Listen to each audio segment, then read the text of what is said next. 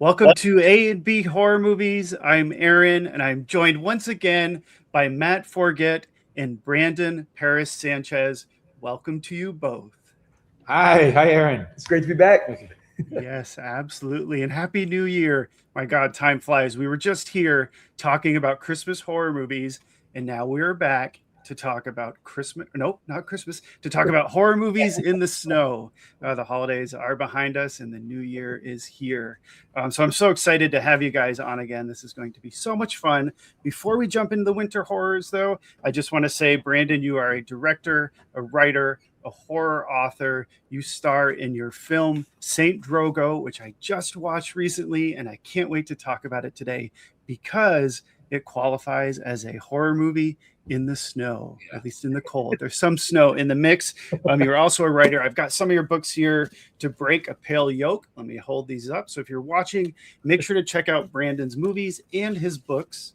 Let's see, The White Bishop, making sure which one I'm holding up next, and Recessive Nature. So here are all of your horror books, and I think they're just fantastic. Oh, thank you. So congratulations all around there. And Matt, you are a horror author, and I love showing off your books as well.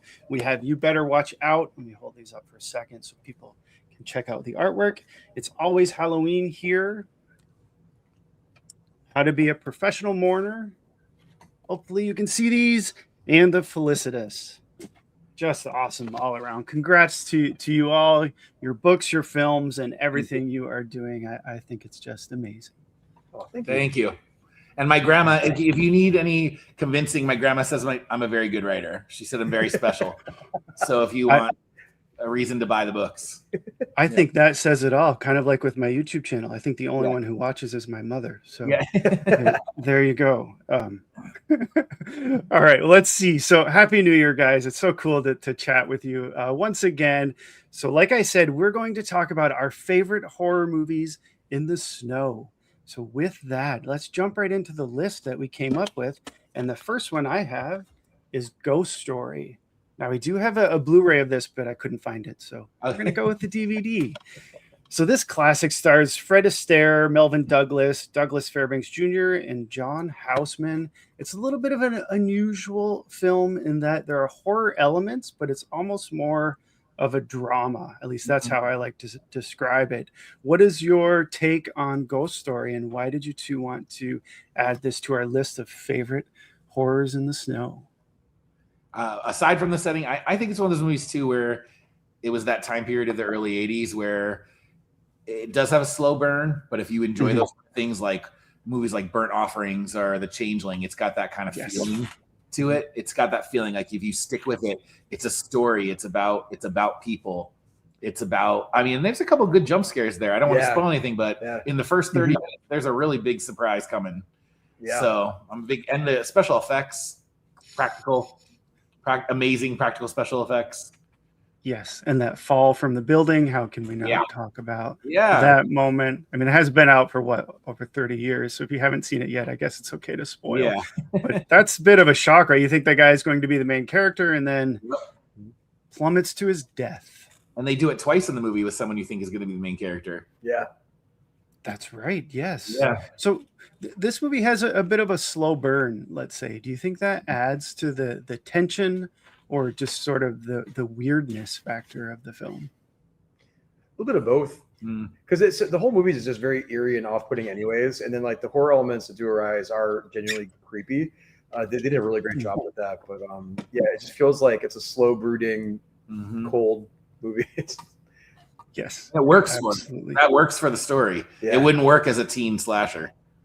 Do you think the coldness aspect of it, because there's a lot of snow, there's a lot of sort of isolation, right? The characters are very isolated, whether they're isolated, physically because of the weather or isolated because of what they've done in their past. Do you think it would have a different tone or a different feel if it was set perhaps in the summer? I mean, Alma, the ghost in the movie, I think it would be different if she was in a bikini. So I think it would kind of change the tone of the movie. I think the setting of isolation and stuff is very like thematic to who the people are in the movie and kind of the morality and the questions of what they've done. and the afterlife. I think I think there was a reason it was set in the wintertime. Absolutely, yeah. The coldness and sort of the coldness of the characters. I don't know, man. I bet she would rock a bikini. Yeah. It could work. She's a fantastic actress.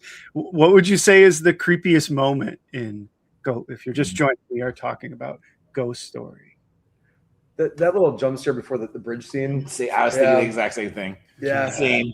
I like the fall out of the building too, but I think the jump scare with the bridge is, I did not, and we've all, between the three of us, we've seen thousands of these movies. I did not think that was coming.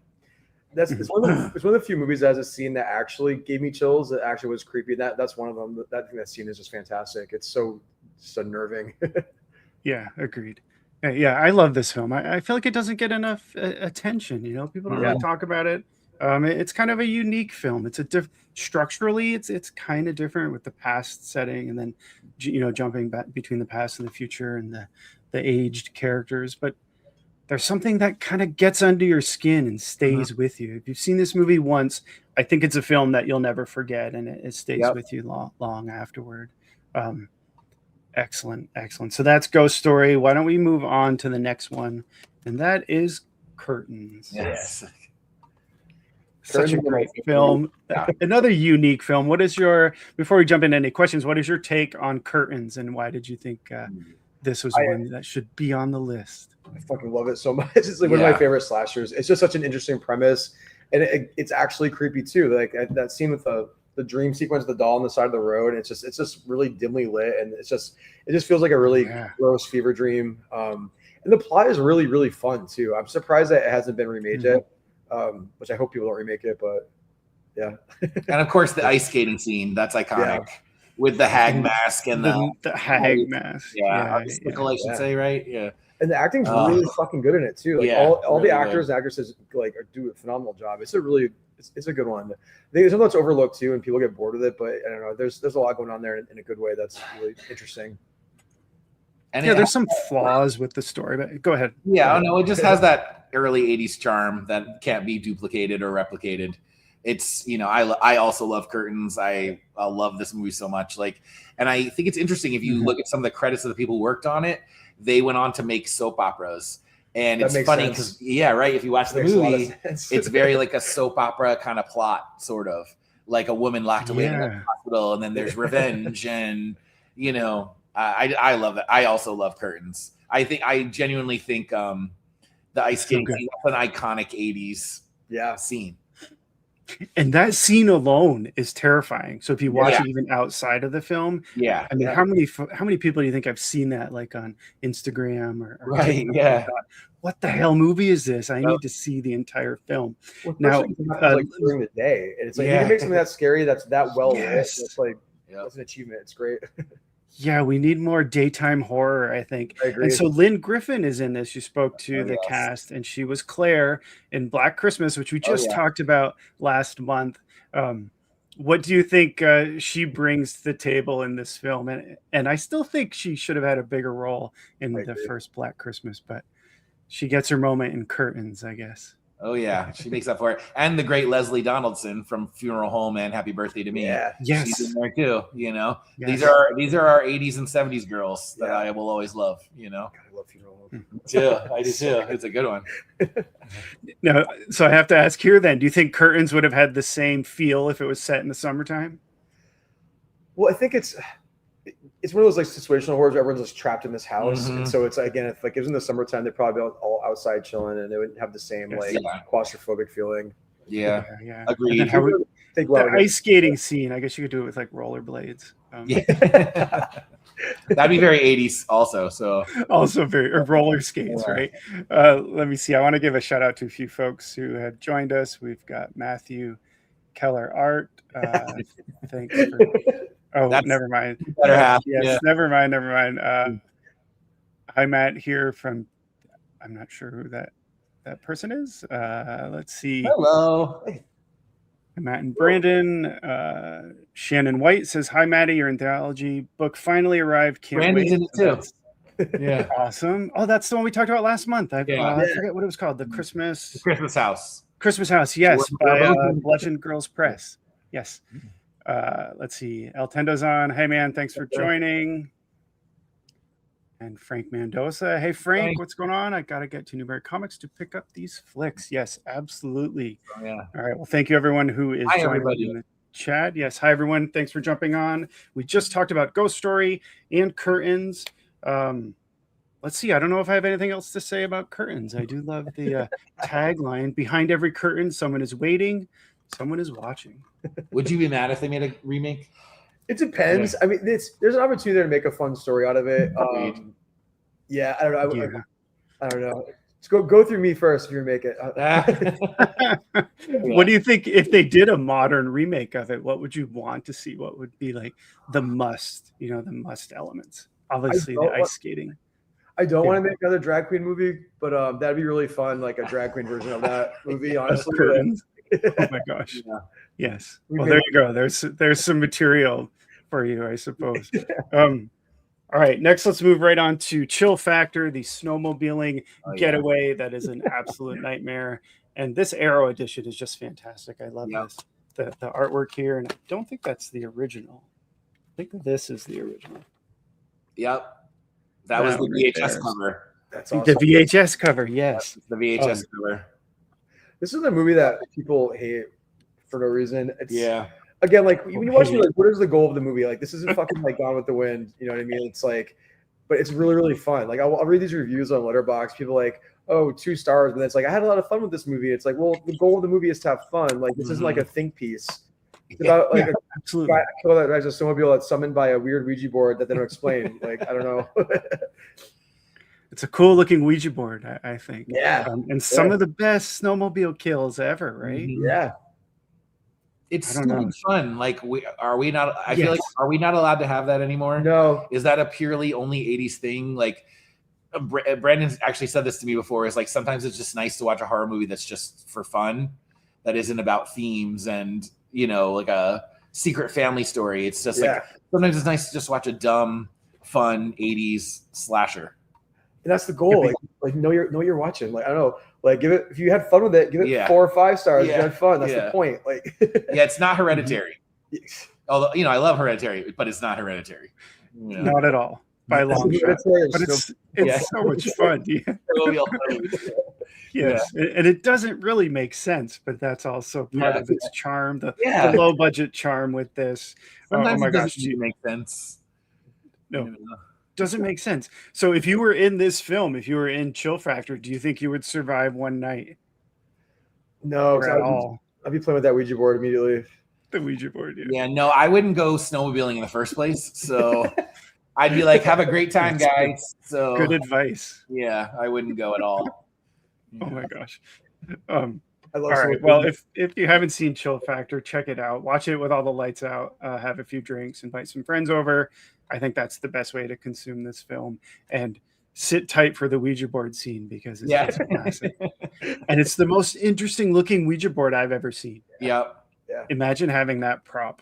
This side of Spookies. Spookies gets second place. Oh yeah, that's for best Ouija. Yeah. Yes. Oh gosh. I always gotta shout out my beloved Spookies. So now imagine if Spookies had been set in the winter. I mean, there's sequel potential. Yeah. It could. Yeah. Yeah. I think they're working on a sequel for both. Is it not happening? I don't know. I'm afraid what they'll do. I don't want to CGI Spookies. I don't want a CGI Spookies filled with influencers. I'm sorry, I don't. I hear you. Yeah, please don't do that to me. I was just watching one of the Texas Chainsaw Massacres, one of the more recent ones, and the CGI in it looked. I don't remember it looking as bad as it did. Maybe it was the Texas Chainsaw one, with Alexandra Daddario, and she says, "Do your thing, cuz." Yeah. Listen, I truly try not to be a hater, Aaron, but if I had a top 3 worst movies I've ever seen in my life list, that's on it.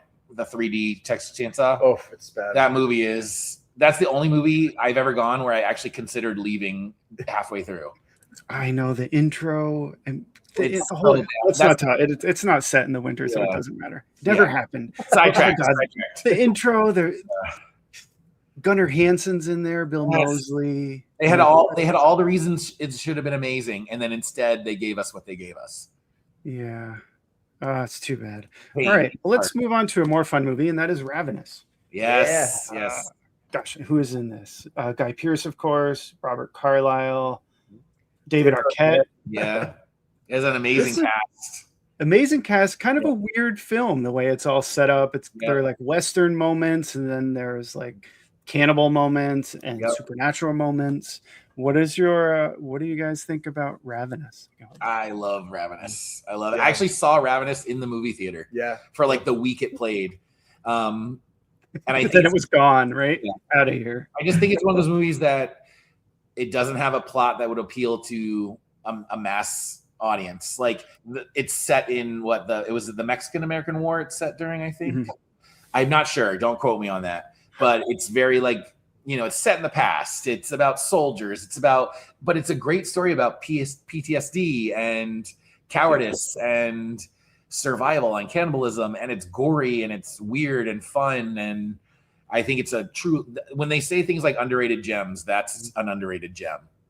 And that chaotic harpsichord score that ramps up the tension. It's a really well done movie. I forgot what's the director's name? I forgot her name. It's Antonia Bird. Antonia Bird, who passed away, I think, a few years ago. Yeah.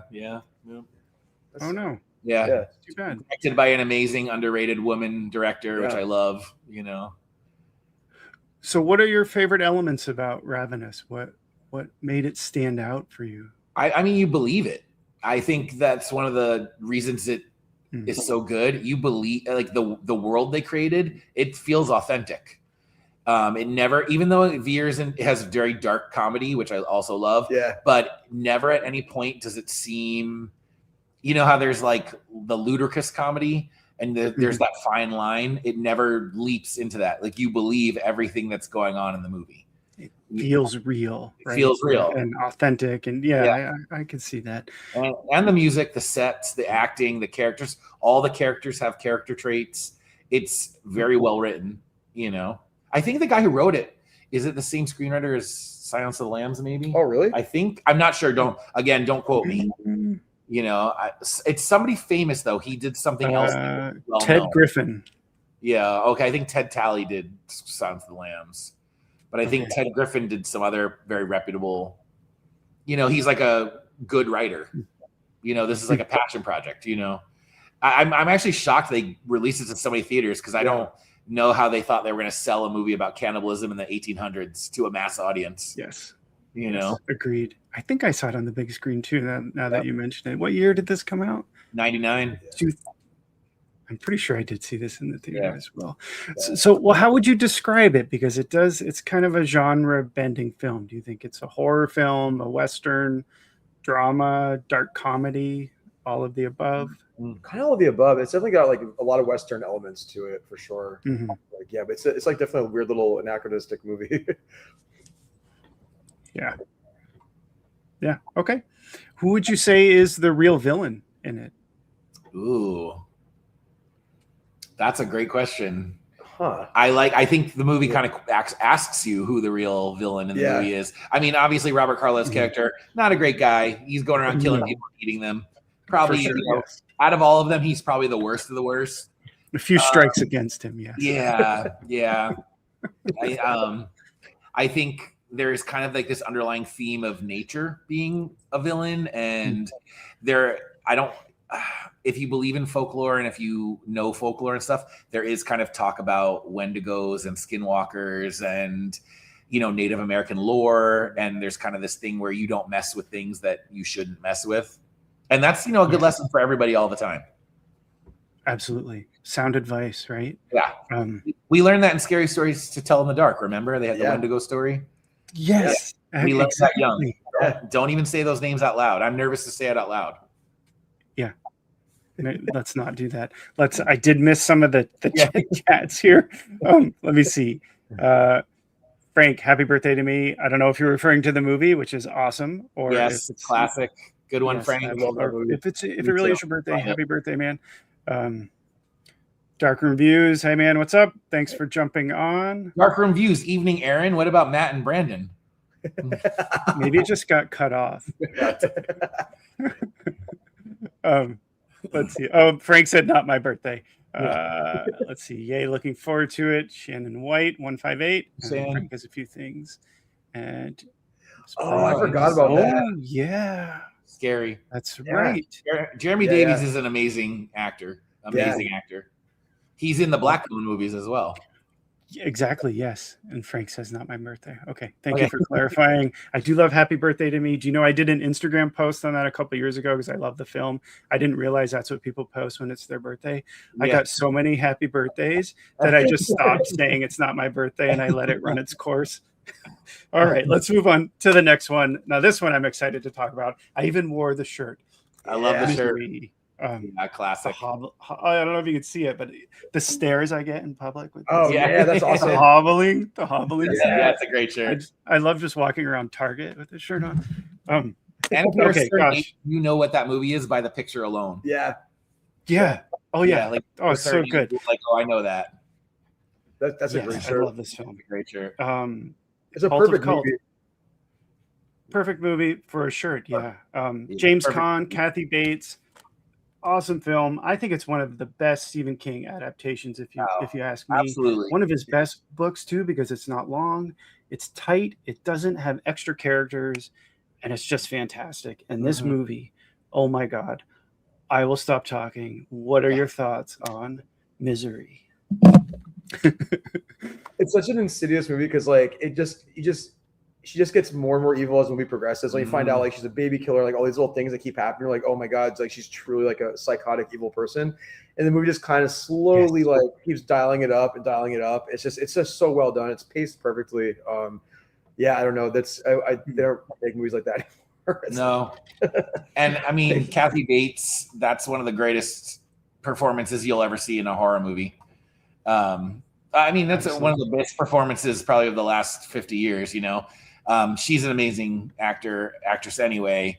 She's, but I can't even picture anybody else as she will. Like, she really finds who Annie is. She actually makes, I don't think she's sympathetic, but she makes her a person, which I think is why the movie works, is if she was just a one-dimensional villain, but she's not. She's a whole person. You can say that again. Oh my gosh. And the way you kind of start to see like there's something not right with her. And she's like, I'm your number one fan. And her deadpan way of describing the whole hobbling scene is terrifying. That's what nightmares are made of. And you can still see the look on James Caan's face. What an amazing actor when it's about to happen. And then when it does happen, oh my gosh.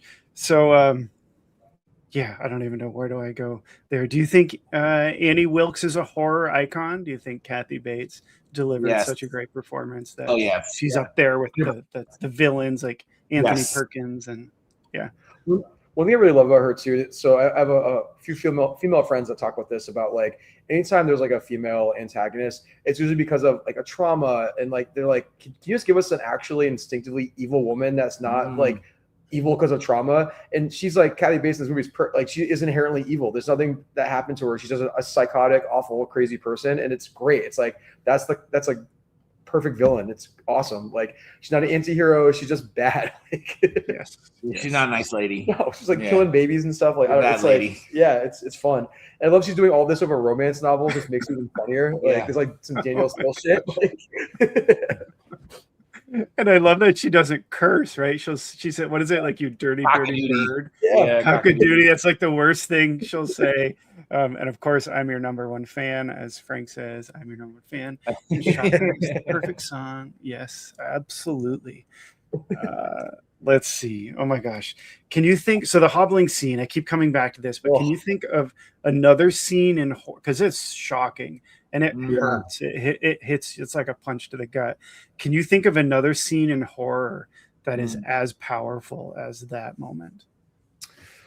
That scene in Imprint, Takashi Miike's Imprint, with the needles under the fingernails. Oh God. God. Yeah.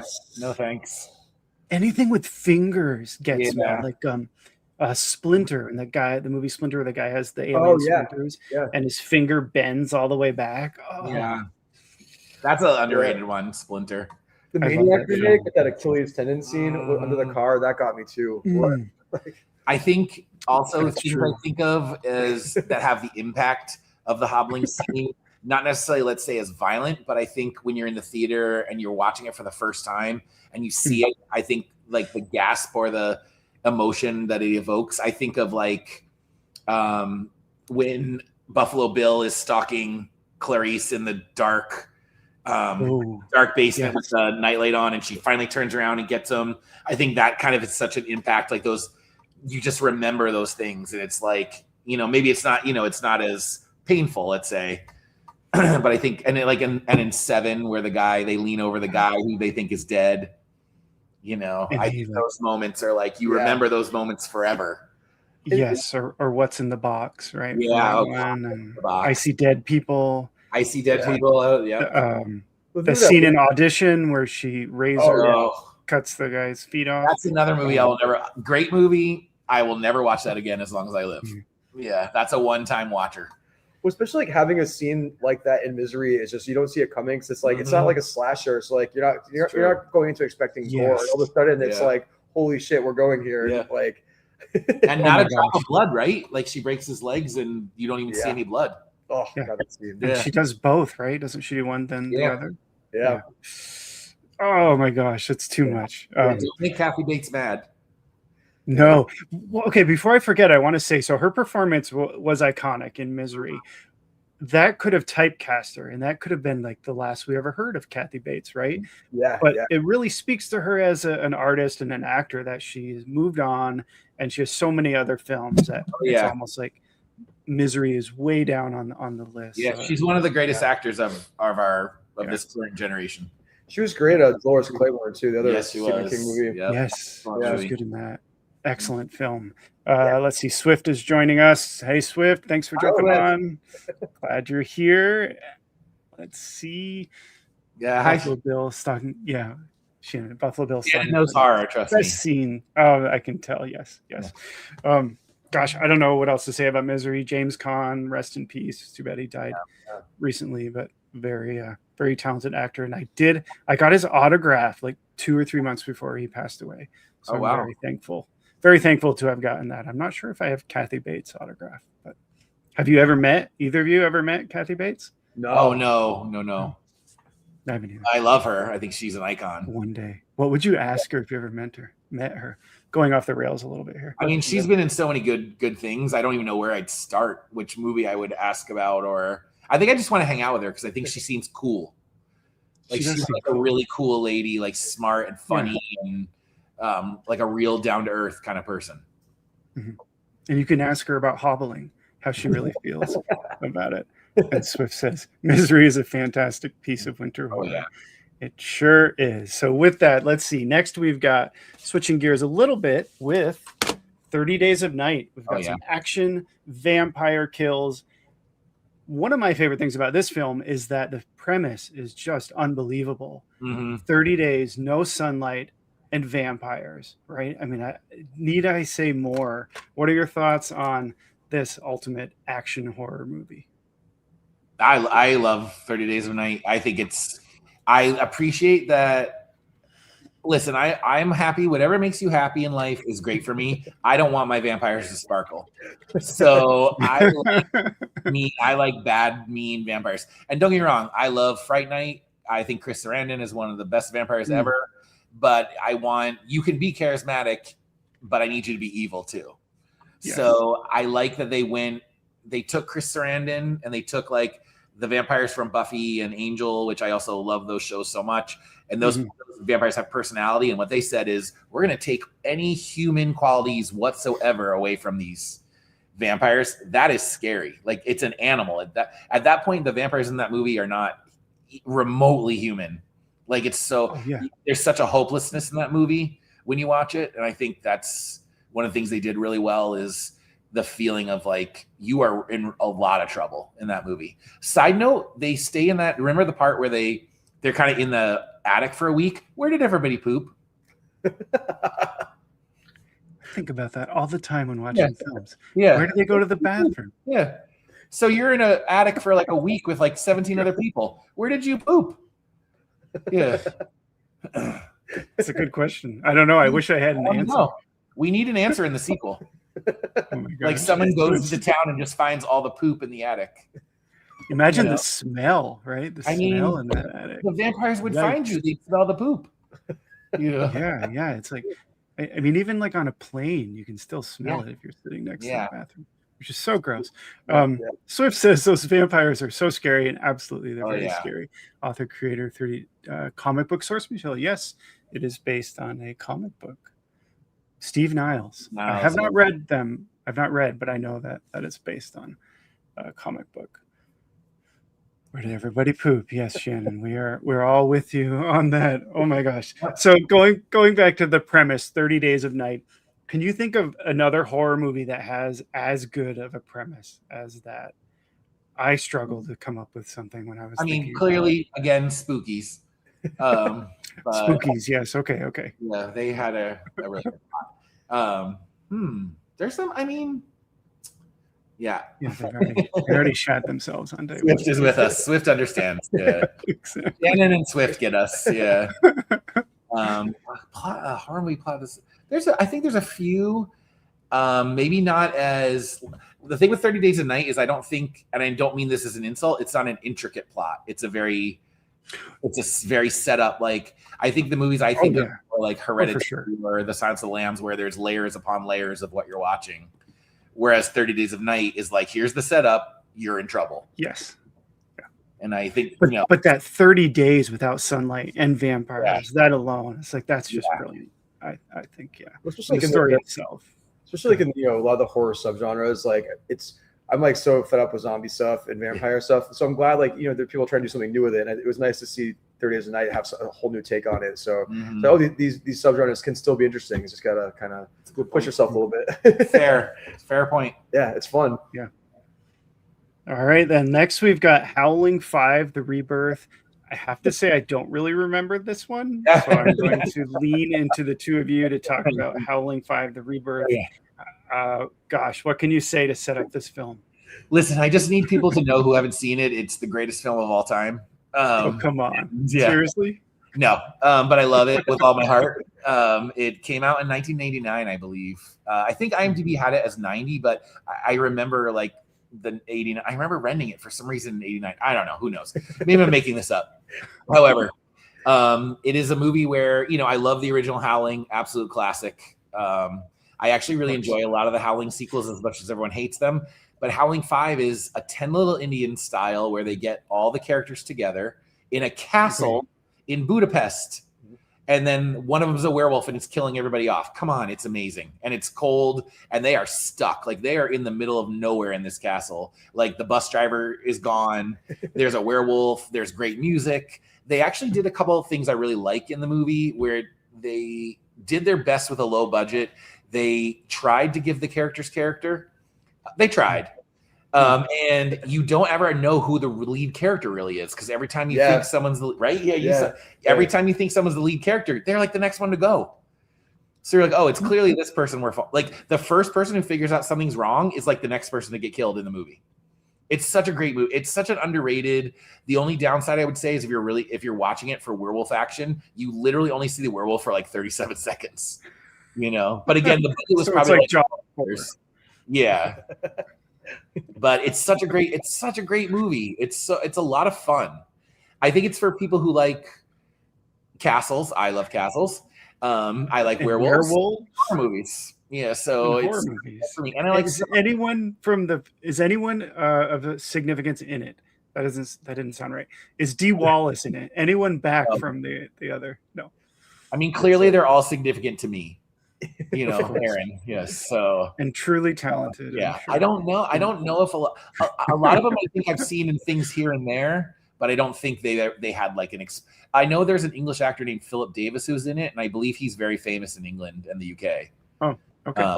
I read a behind the scenes thing that he might have done the movie as a favor, or as or shocking. He needed or he needed the $12 he was going to get for being in it. Residuals. Yeah.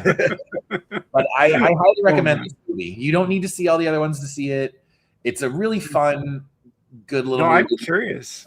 It was probably a straight to video, right? Back in the day. I probably rented it. Yeah, I think so. Yeah. With like Subspecies 7 and Howling 5. I did look at my collection. I only have Howling 1, 2, and 3. I don't have 4 and 5. Aaron, sad you're to getting admit. me. I guess, yeah, that's the end. Yeah. Live over. Yeah. Okay, so next up we've got we have to include this one, The Thing. Yeah, of course. Ultimate Yeah. Antarctic horror in the snow, sci-fi horror, thriller, drama. It's got everything. I love this film. Yeah. It's another perfect movie. Yes, agreed. 100%. Absolutely, yes. 100%. Perfect movie. What do you so perfect movie. What are your favorite aspects about The Thing?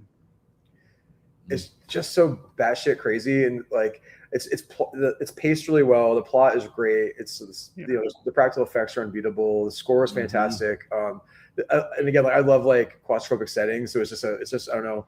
It's a really well done movie.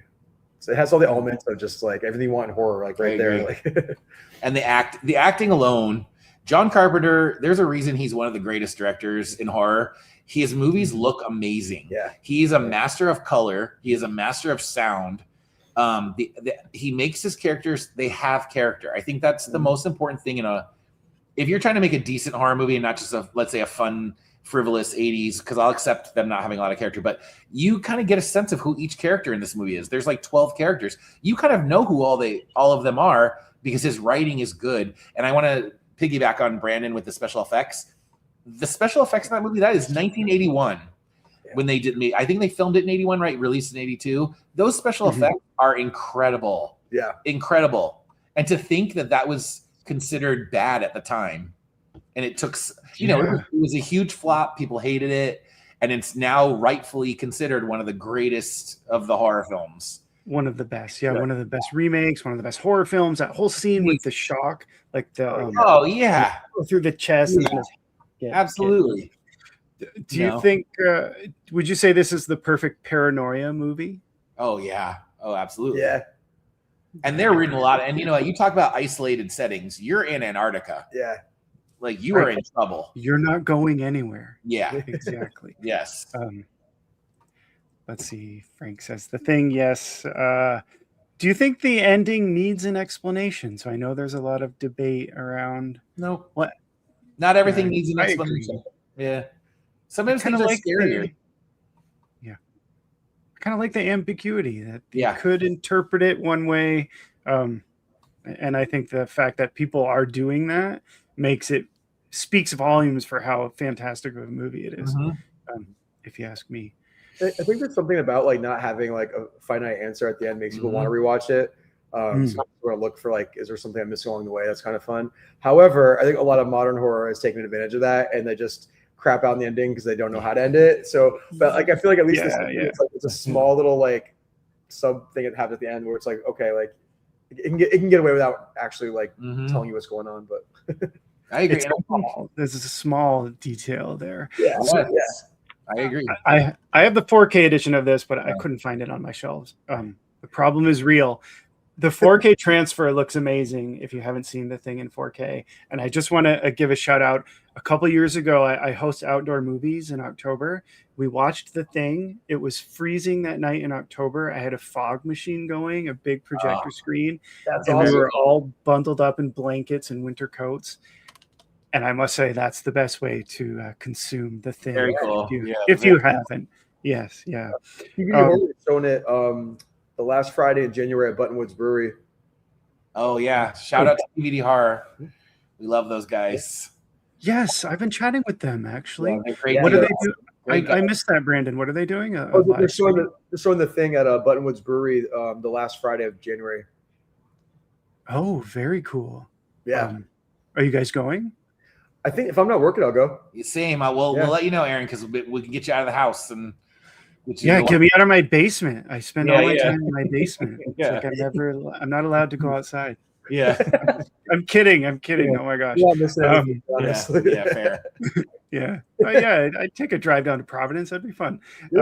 Let's see. So next up, you guys suggested Dead of Winter, which I have not seen in many years. I remember it. It's all one setting. Christopher Reeves. What's the actress's name? It's Mary Steenburgen. Yeah. Mary Steenburgen, yes. Are we thinking of the same movie? It's Mary Steenburgen and Malcolm McDowell, I believe. I thought Christopher Reeves was in it, no? I think you're thinking of he did a snowy movie too. I think you're you're mixing them. Is Mary Steenburgen in that too? I don't know, but I know Dead of Winter. That's the one where they okay. Maybe I'm mistaken. They have her auditioning for a movie, and it's like all an elaborate ruse. But I don't want to say they're in a cabin in the woods, right? They're isolated. Oh yeah, they're very isolated. And it's almost like a theatrical play. It feels like Okay, yeah. No, we're talking about the same film. Okay, I don't know why I thought Christopher Reeve in it. Yeah, is he not in it? Hey, listen, I don't have an infallible memory. I don't know, but yeah, that's a good one though. You got to see it. You'll really enjoy that. That's another one like kind of like Misery, where you don't go into it looking for blood and guts, and like Ghost Story, where we said you have to have patience for it. You got to have patience with it. It's a slow burning.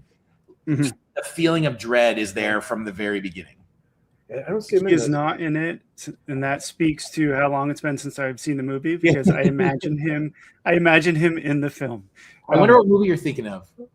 We'll have to figure that out. What snowy movie you're thinking? Yeah, no, we'll add it. Yeah. So okay. So my question about Dead of Winter: why do you think the isolation plays such a major role in this film? And would you say that adds to, I guess, the dread that kind of creeps in as you're watching Dead of Winter?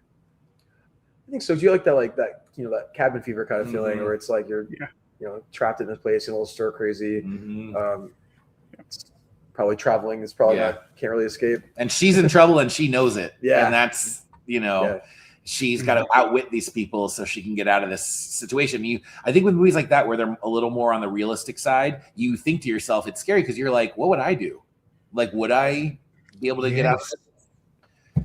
We like to think we're smart. And what would you do? That was my next question. What would the two of you do if you were in? Oh, I'd kill those guys. I'd kill them so fast. Yeah. It would, no question. I would kill them. I would get a hammer and I would beat their heads in, and I'd get out. And that would be the end. Short movie. It would be a short movie. Short film. Yeah, exactly. Starring Matt. Yeah. I'm not playing around. Yeah. Okay, so I'm guessing a lot of people have not seen Dead of Winter. How would you describe that for those who are watching who haven't seen it? It's definitely more of like a mystery thriller. Yeah. It's a little bit of a slow burn. So if you don't have the attention span, don't watch it. But if you do want, it's well acted. It's a really great plot and premise.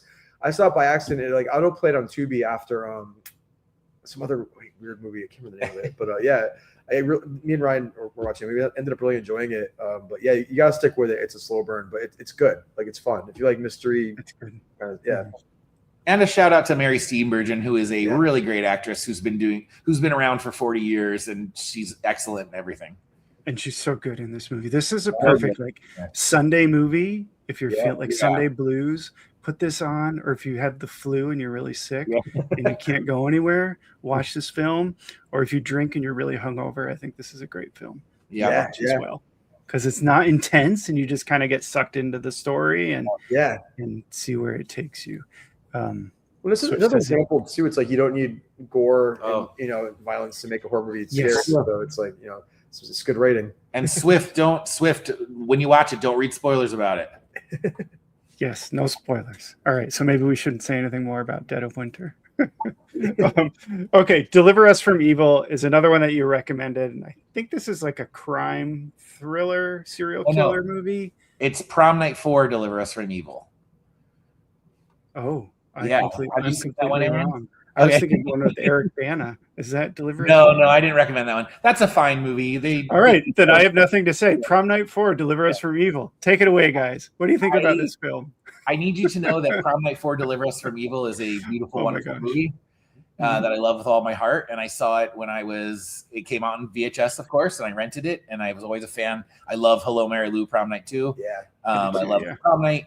And they came out with this new one. It was Prom Night 4, Deliver Us from Evil. And it is a killer monk named Father Jonas these movies are Canadian.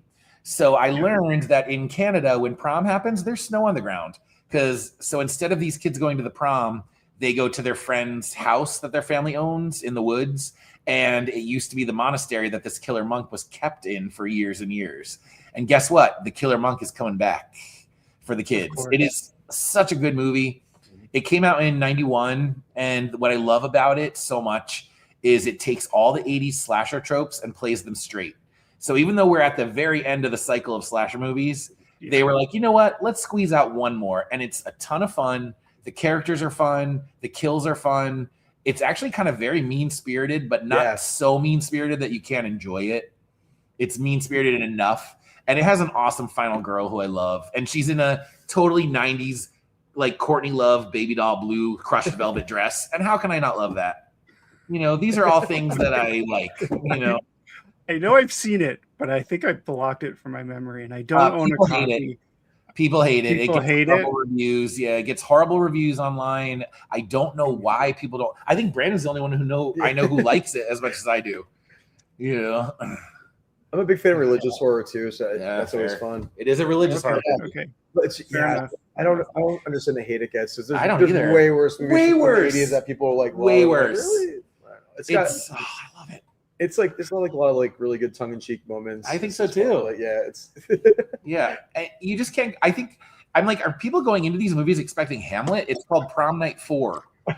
Like I'm here for blood. I even got the title wrong, so I thought we were talking about a different movie. Aaron, I'm gonna write you a sternly worded letter later. Yes, you should. And what's funny? I was looking for "Deliver Us from Evil" in the D's on my shelf. I'm like, I thought I owned that movie. Isn't there an Eric Bana movie called "Deliver Us from Evil"? Yeah, I've seen it. I think it's Winter Time too, isn't it? I don't remember. I only saw it once. We only saw it one time. I don't know. However, Prom Night 4 I've seen about, I'd say 836 times at this point. It's free on Prime, Okay. so your homework is to go watch this movie. How many prom night films are there? I should know. 4. They ended them after Deliver Us from Evil because it was just so amazing. They knew they couldn't do anymore. Well, and it was like a mic drop moment with the prom night films. I'm still holding out for a box set of those prom night movies. There's something weird with the third one though. That's like it's like weird. It's cut weirdly. I've seen it, but like it's not like technically. I saw like a bootleg of it. It's the TV cut, the third one. Yeah, it's actually good. I don't mind the third one, but you can't find it anywhere. So the box set would be awesome. They should do that. Even part 2 you can't find anywhere. TerraVision, if you're watching. Oh, TerraVision, yeah. Announce it and you can release it a year later. Oh, yes. Let's at them. Yeah. Is that what the kids say? We at people? Let's at TerraVision. Yeah. I love TerraVision. I have a feeling they're not going to respond. Okay. Now I do have this one. The Black Coat's Daughter, which is a fantastic film. I'm a huge fan of this. Great one. Osgood Perkins directed this. Yep. And we've all heard of him. Oh, yeah. So I forget who added this one to the list, but why don't you, Brandon, what do you have to say about the Black Coat's Daughter? It's such a mean-spirited, cruel, fucked up movie in all the best ways possible. It's just so bleak. I don't know and again, like the winter setting, the isolation of it all, like, you just like the just even the scenes of the cars driving through the snowy roads. It's just like, it just feels dreadful and isolated. And the whole movie, it's kind of like Misery. Like it just keeps ramping up the intensity. And it's just like, I don't know. I don't want to give anything away if people haven't seen it. It's shot well. It's acted well. It's just dark, but it's very, very dark. Yeah. Do you think it's more of a tragedy than a scary movie? I think it's a little bit of both.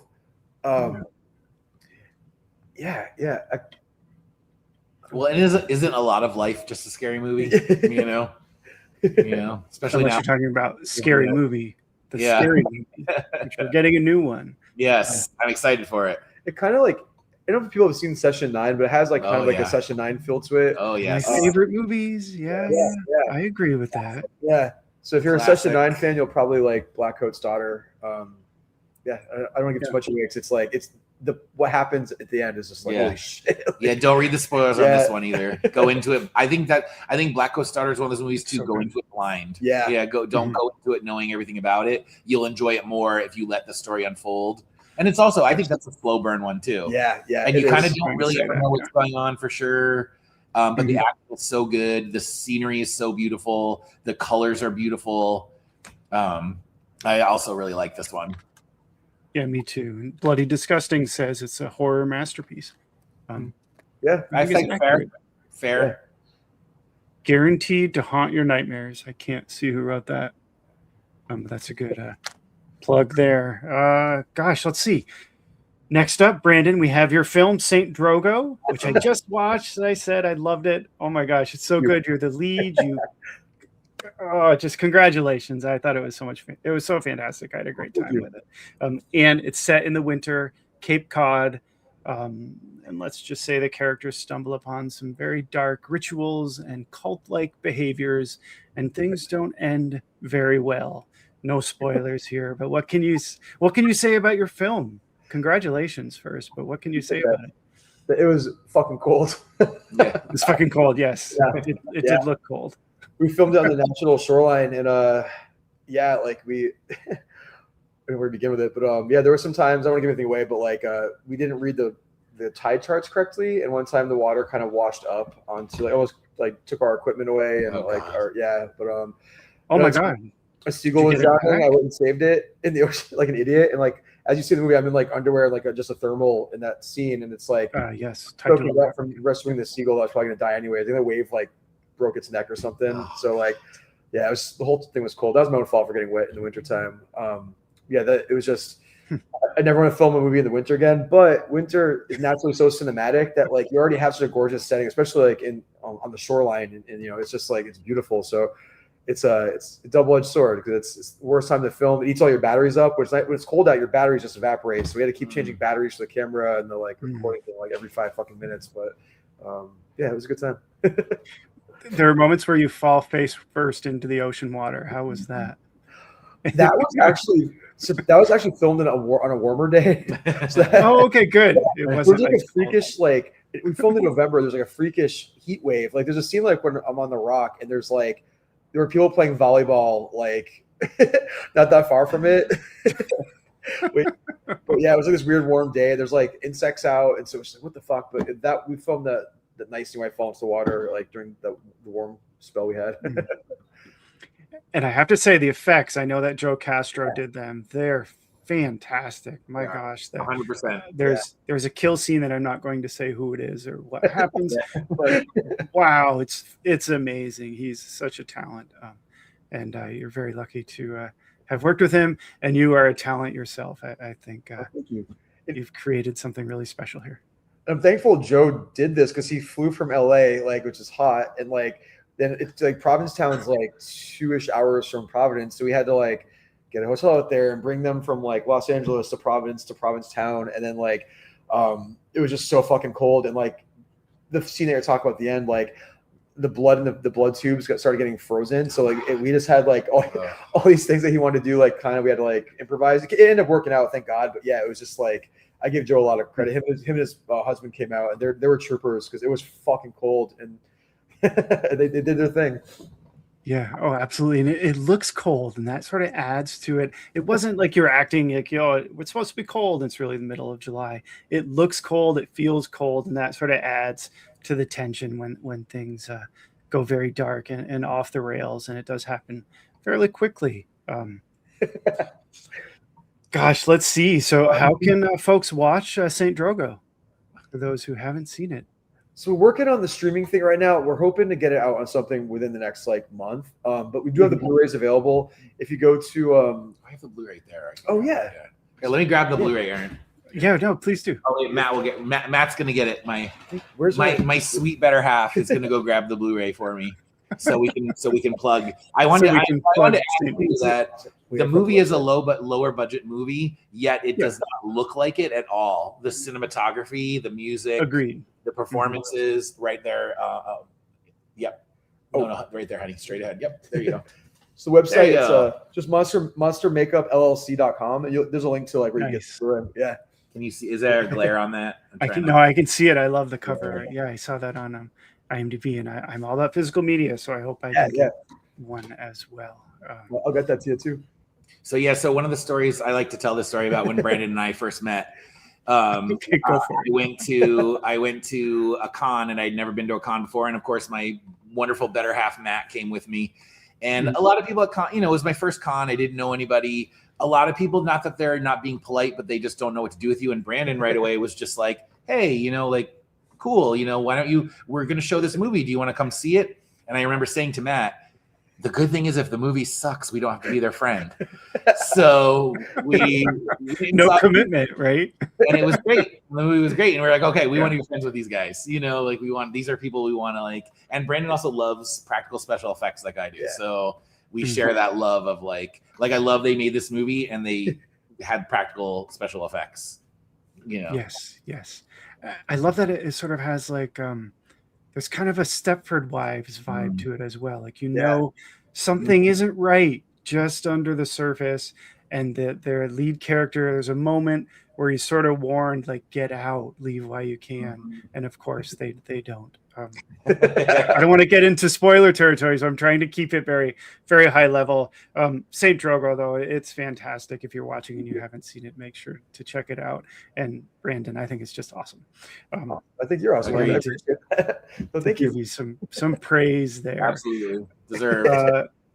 And it's a perfect candidate for horror in the snow. So if you're looking for some new horror movies to watch set in the winter, check out Saint Drogo. Gosh, let's see. So we do have a few more to talk about. We've got The Omen 2. I do know this movie, and I did. Damien, The Omen 2. I do have a copy of this one right here. Probably one of the best sequels. Do you guys think? Do you think this holds up to the first one? Is it just as good as the first Omen? I would say yeah. I think it is. It's in a different way too. It's like. Yeah, it's almost like a Hellraiser 2. Like I love both of them so much, and they go together really well. I think Omen 1 and 2 actually like blend really like seamlessly into each other too. Also, the kills that were insane, and I actually find Damien the Omen 2 to be I was so terrified of that movie as a kid. We had HBO, and I saw it on HBO, and it's one of those movies like if you when you're a kid and it's those movies that you remember, they just horrified you to your core. So Omen 2 was one of those movies, like the train scene, the lady getting her eyes pecked out. Oh my God. Rose. Elevator scene. Yes. So one time I was being babysat by a very irresponsible babysitter who was watching The Omen 2 and he fell asleep. So when my parents came home, I was sitting up watching The Omen 2 and I got in trouble, even though I wasn't the one who put it on. Yeah. But it was too late because at that point I had seen the whole movie. And I must have been like 8 or 9, and I was terrified of that movie. I actually don't think I've seen it ever since I was a kid. Oh, really? It scared me that bad. We should go back to it. Really bad. Yeah, right, Brandon. It holds up well. I watched it maybe a year or two ago. The eye scene with the crow. The crow scene. I'll never forget that. Yeah. And that powerful scene in the woods when Damien has to make that decision with his life. Is it his cousin, I think? Yeah. The kid falling under the ice. I still think about that. Oh, yes. Falling under the ice and putting your hand in a garbage disposal. Those two things in horror are just cringe. The murders in that movie are like set pieces. Like those are like, those are murder scenes. Like he murders you really bad in your face. And I remember, and like the whole religious aspect on top of it, you're a kid watching this and you're like, oh my God. So very scary movie. So what do you think is scarier, teenage Damien or Damien as a little kid in the first one? I think teenage Damien, maybe. Like I think he's starting to get a little used to his power and it's become a little more pointed. It's kind of creepy. That's a good point. Teenagers are crazy. Right, and so he knows what he's doing. So when you're a kid, you don't understand right and wrong, but when you're a teenager, you do. And he still makes bad decisions. And I love that he sort of struggles with it, right? Throughout the film. He struggles with his identity and who he's destined to be, and then ultimately sort of owns it and steps into those shoes. And I think that's just horrific in the very end. I haven't seen The Omen 3 in a while, and I think Sam Neill is in that from what I remember. How does that one hold up? Have you seen it recently? I watched it maybe 3 or 4 years ago. It's good. I like it a lot. It's not a perfect movie by any stretch of the imagination, but I do like where the story goes. It's there's some smart choices they made with it. It's good. It's a good movie. He's like in a corporate setting, right? Isn't he like a VP or president of some corporation, something like that? Yeah.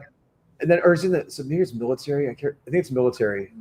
I've never seen it. I know what it is. I after 2, I couldn't. I'm trying to remember now. I'm like, couldn't watch it. Yeah. And then the fourth one's weird too. The fourth one's with the Frank's his little kid. Little kid for sure. Joe's could be creepy as well. Yeah. Indeed, yes. That big wheel scene from the first one.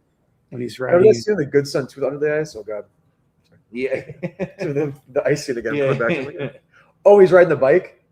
Like the big Yeah. wheel, the what is it, like the 3-wheeler tricycle? The kind of first thing? movie, yeah. In the first one. Yep. Actually, that reminds me. Do you like the remake with Julia Stiles? Have you seen the I Omen saw it in remake? theater, but I don't remember much about it.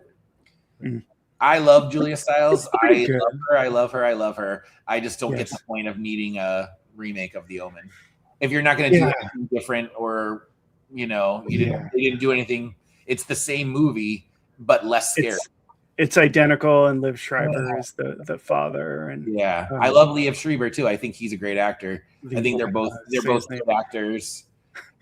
In like it was like a weird. I think they were doing it to capitalize on it. Was what 2006. Oh yeah. Oh my remember? god. So they were trying to, but it's like the remake. Yes, the era. Let's the do. same movie. What other horror movies can we remake? Yeah, There were some good remakes back then, though. Yeah. I don't want to make light of it.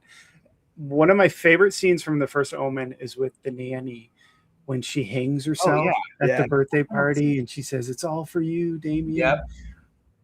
That's a powerful scene. Yeah. Actually, going back to what we were saying earlier, that scene sticks with you, and it's so shocking. And that reminds me, have you seen the first Omen, the new movie that just came out Yes. a year ago? I loved it. I don't know if you. It was did good. You like it? It was good, yeah. I thought it was great. Yeah. Now that I'm a grown up, I can separate myself from Damien the Omen 2 a little more.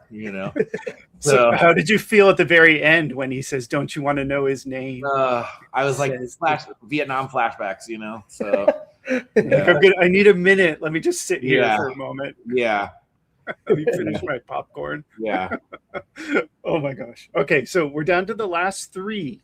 The next one is Ghost Keeper, another little Canadian film where they get stuck in a hotel that's in the middle of nowhere, which is very plausible. Aren't they on snowmobiles too? Don't they ride up in their snowmobiles and they can't get out for whatever Snowmobiles reason? just cause trouble. I just want to say that. Yes. That's the theme of this episode.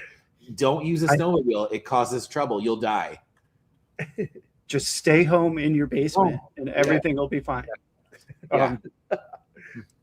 We're getting a 4K edition of this too. I don't know Awesome. if you guys are aware of that. So what are your thoughts on Ghost Keeper? Do you think there's something about a hotel in the middle of nowhere in the woods that is just terrifying? I love the setup of that movie. I know that they ran out of budget mid movie. That's why it's so kind of discombobulated and disjointed. There was supposed to be so much more to it. I think what the movie does so well is the setting, and I think the acting's really good. I think the lead villain lady, she's really excellent. I forget her name. She's the Ghost Keeper. But I think if they did update it, I think the legend's a little wonky. I still love it. Don't get me wrong. And I think at this point, if you've watched 3 of our episodes with the 3 of us, anytime you hold up an 80s horror movie, we're going to be down with it. Yes. Yep. This is keep them coming. Yeah, for sure. Like I love Ghost Keeper. I actually think it is really beautifully shot, and the setting is awesome. And I think it could have used, obviously, budgetary restraints. Like it could have used a couple more characters. We're literally stuck for an hour and a half with 3 people. And it is a ghosty slashery, supposed to be kind of that tone, but I still think it's just the music's really good. Mm-hmm. I love it. The setting alone, because it's once they get into the hotel, it's like it hasn't been touched in years. Yeah. And they did a really nice job of making it feel that way. Yeah. I watched it a couple years ago, and I do remember that the pacing is a little off. I think it's a little tedious in the second act, maybe. Yeah. But it's still a fun one. It's a fun one. And it's perfectly set in the dead of winter. Don't they get snowed in? They can't even. Although, they're in trouble.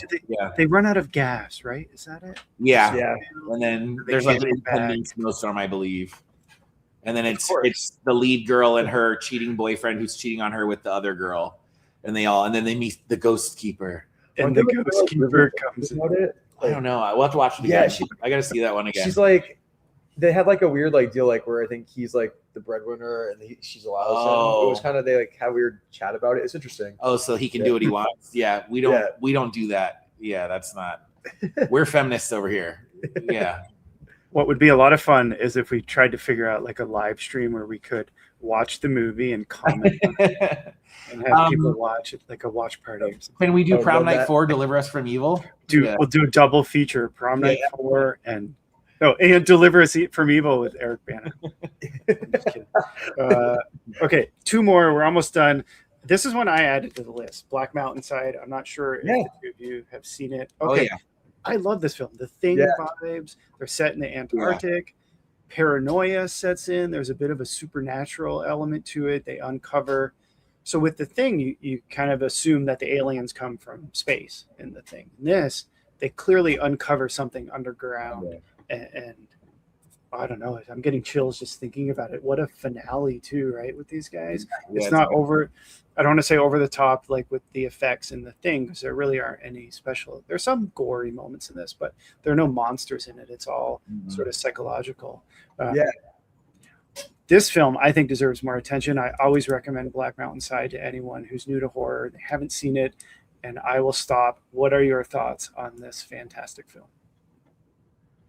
No, I agree with what you just said too. I'm surprised it didn't. I mean, it came out in the days of like Redbox, kind of, right? And maybe that's why I never like. Yeah, I think so. Yeah, it's unfortunate too. I think that one needs more eyes on it for sure. I really enjoyed it, and it goes where you don't think it's going to go too, which is fun. I 2016. I liked it too. Yeah, I thought it was a nice surprise. I think despite you can tell the budget was very low, and I don't think any of the actors are people you would recognize from anything, but I thought they did a really good job. I think the setting feels very isolated and remote. I think I also agree. It has very Thing-esque vibes. Hi, Tim. Tim. Hey, Tim. Thanks for joining, man. And I guess we're doing a good job describing it because he's getting chills as we speak about it.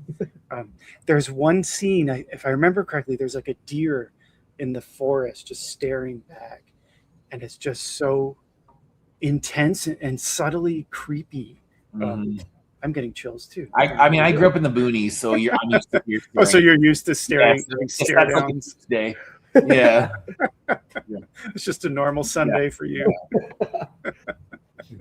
Okay, but don't you think it was pretty scary the way they did it? Absolutely. Okay, I think we've talked about this before, and I think you guys are with me 100%.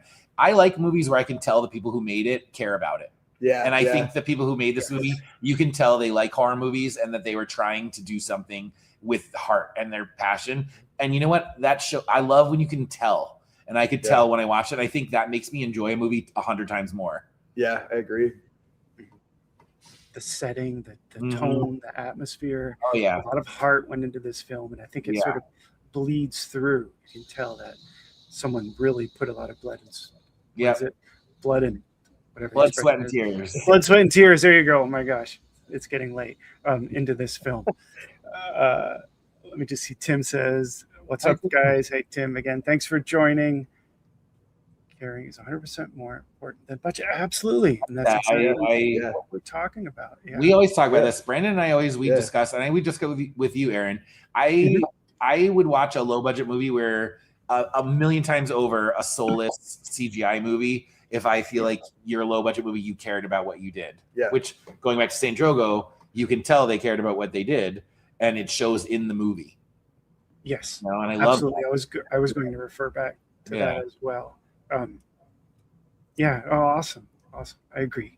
Let's see. So we have one more, and that is Cold Prey, and I grabbed Cold Prey 1 and Cold Prey 2. I have both of these on Blu-ray, as you can see, but they don't have English subtitles, so I had to order them on DVD as well. So I have 4 copies of these 2 films. But they're so good. So they are subtitles, of course. But talk about horror in the snow. It's kind of like Texas Chainsaw Massacre, yet in the snow. What are your thoughts on the Cold Prey films? I love those. I love Cold Prey 1 and 2. I think they're really fun movies. I think they're a blast. I think the setting is great. I think they did a good job of making the characters very readable and likable. So I don't want to spoil anything for people who haven't seen it. There's a couple really good scenes though. Like there's, we've all seen the 3 of us, a lot of people who are watching, we've seen all the slasher movies, but it still manages, both movies have surprises and just really cool set pieces. The killer's backstory is tragic, even though he is an absolute monster, but he gets that tragic backstory. The setting in both the movies. You know, in the first movie you have the abandoned hotel. The second movie you have the basically almost abandoned hospital because they're closing up. I think the lead girl, Yannicka, I love her. Awesome, underrated final girl. She kind of, it almost reminds me of like the evolution of Ellen Ripley in the Alien movies. I'm not comparing them because no one's Ripley, but she kind of goes. She becomes like she's yeah. You could see evolution. She's like a full-on action hero in the second movie. You know. Yes. Oh, she definitely kicks ass. Yeah, that's a good one. So with this film, I feel like we don't have a lot of slashers in the snow, like slashers. Yeah. Why is that? I think it's perfect. We need more slashers in the snow, right? We were supposed to get a Jason movie set in the snow. Did you know that? Yeah. And then it got canceled.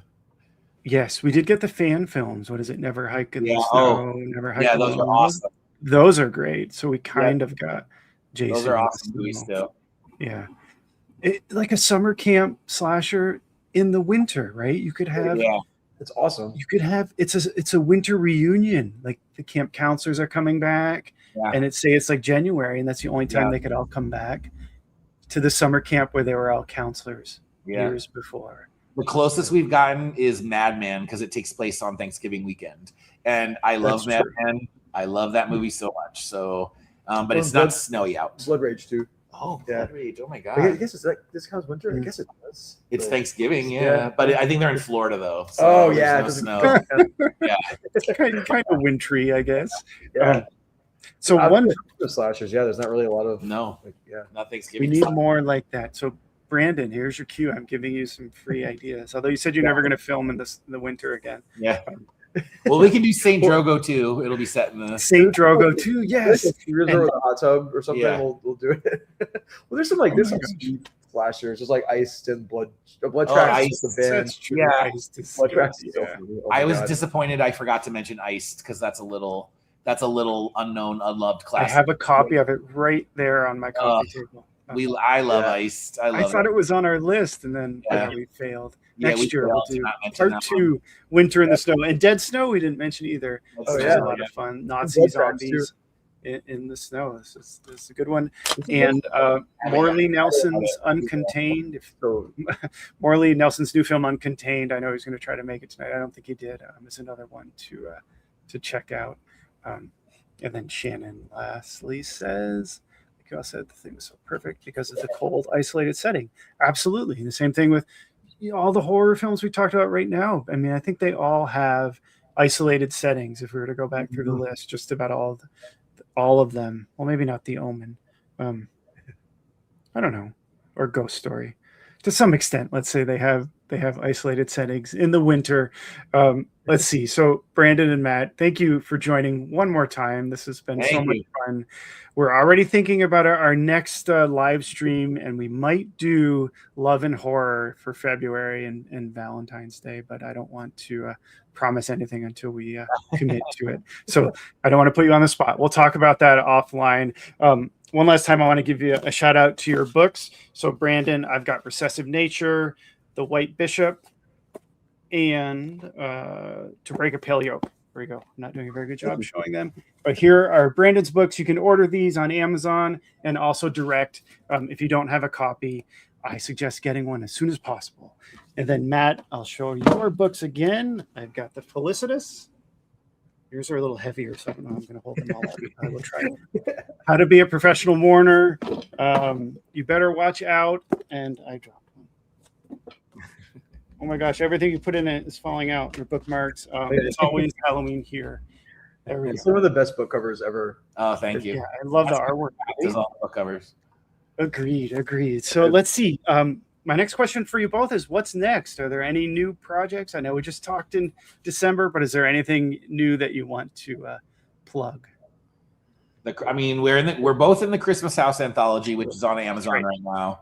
If you're in the mood to read some Christmas horror, I know it's not Christmas, but it is still cold out, and Christmas can always be in your heart. That's the lesson of Christmas movies. So you can read both of our stories in the Christmas House anthology. I'm midway through my next book, so hopefully in the next couple months I'll have something new out. And if you want to join my OnlyFans, I'll leave the link. I'm just kidding, Aaron. Aaron didn't have any reaction to that. Send it over. I'll put it in the description. Yeah. Can I get a kickback from that?